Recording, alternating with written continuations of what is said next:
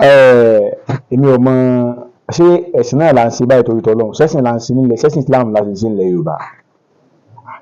Tó bá yẹ pé lóòótọ́ là ń tẹ̀lé Al-Quran tá a sì ń tẹ̀lé hadith Ànábì wa Muhammad sallallahu alaihi wasallam, gbogbo tó ń ṣẹlẹ̀ lẹ́yìn ikú Alhaji Muyideen Ajani Bello yìí gẹ́gẹ́ bí onímọ̀ ẹ̀sìn káàkiri àgbáyé kò yẹ kí wọ́n irú nǹkan báyìí lè máa ṣẹlẹ̀. Àkọ́kọ́ a sọ̀rọ̀ lórí pé wọ́n ṣe sí wọ́n sínú ilé ọ̀dà, àwọn èèyàn ń pariwo wọ́n ṣe gbogbo ẹ̀ sọ onímọ̀ ní sọ ní kíní kan ni wọ́n ní bóná sí ànábì sí bóná sí Abubakar sí kíní kankan sí. Ẹ̀yin àfa Ànábì sallallahu alaihi wasallam ó ní téèyàn bá gbé ẹsẹ̀ kan báyìí ẹsẹ̀ àkọ́tẹ́ bá gbé báyìí tẹ́ bá fi tẹ̀fẹ́ inú yín mọ́lẹ̀ ráyè ìkejì tẹ́ bá gbé bọ́lẹ́ lẹ́bàá inú ọgbà Àlùjánnà. Kí ló táwa gùn lé fẹ́nu ìgbà tí bàbá Sheikh Muyideen Ajani Bello gangan sọ wípé kò sí tí ń jọ́ kẹta òkú, kò sí tí ń jẹ́jọ́ kẹjọ òkú, kò sí tí ń jẹ́ 41 days òkú, kódà kò sí tí ń jọ́dún kan àbálẹ́ sọ bẹ́ẹ̀ rẹ̀ o.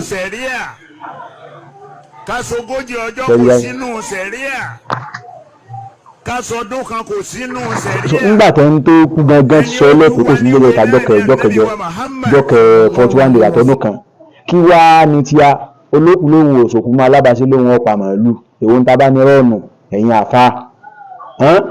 ẹlòmíràn bá ní ẹ̀sìn ibi bẹ̀ ní ẹ̀sìn látàfẹ́ fi gba yìí kẹsẹ̀ da àmọ́ ẹlòmíràn ọkà gbadá sọ́run. Mo wo àfa kan náà tó náà sunkún tí ń sunkún ní ọkọ̀ lánàá báyìí tí ń sunkún tẹ́ pé nígbà tí ìjẹta ti ń gbé wọn lọ tí ń sunkún ìgbà tẹ́ pọ́ kálá gan òun náà lọ́wọ́ gbé wájú wá mú máìkì lọ́wọ́. Ẹni tí bànújẹ́ ọkàn bá bá lórí ikú bàbá yìí kò ní bọ́ wájú kó wá máa ṣe lóòótọ́ bàbá ti dàgbà ó, bàbá yẹn ti dàgbà wọ́n ráyé lò gẹ́gẹ́ bí mùsùlùmí.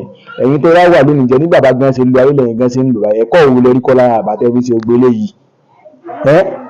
Tá a bá wọ ẹnìkan ní sọ ní mímọ̀ ní kí láǹfààní ìmọ̀ tó ló ní tí ọ̀yọ́ lára rẹ̀ tó rí lò. Ẹjá bẹ̀rẹ̀ lẹ́yìn àfa ò ẹ mọ́jì àmọ́ ìlúfẹ́ nú mọ́ o. Ànábì sallallahu alaihi wasallam ló nífẹ̀ẹ́ ní ìṣẹ́kí ni o kò ní wo Àlùjánnà kí wá láǹfààní wa nù ayé ńgbà tá a bá lùsà Àlùjánnà. Ẹjá bẹ̀rù Ọlọ́run o. Ẹ náà lẹ fún àwọn oní ẹbọ àwọn ẹlẹ́bọ ilẹ̀ fún ọlọ́ọ̀sọ àwọn ẹlẹ́bọ lẹ́nu yẹn ilẹ̀ fún ọlọ́ọ̀sọ tẹ́ ẹ bá fún ọlọ́ọ̀sọ gbogbo tó ń ṣe ẹni ṣe ẹ̀sìn bàbá nù ilé àkọ́kọ́. Ẹ̀ẹ̀kejì ní pé ẹ̀tún wá ń ṣe ẹjọ́ kẹta tí ara gangan ní òsì fúnra wọn. Ojú ọmọ Yorùbá wọn ní sọ́jú bá ń lọ gbogbo ilé tẹ̀ ṣe yánmọ̀yánmọ́ ni o yánmọ̀yánmọ́ ni ẹ̀ bá bú mi kò sí tó kàn mí.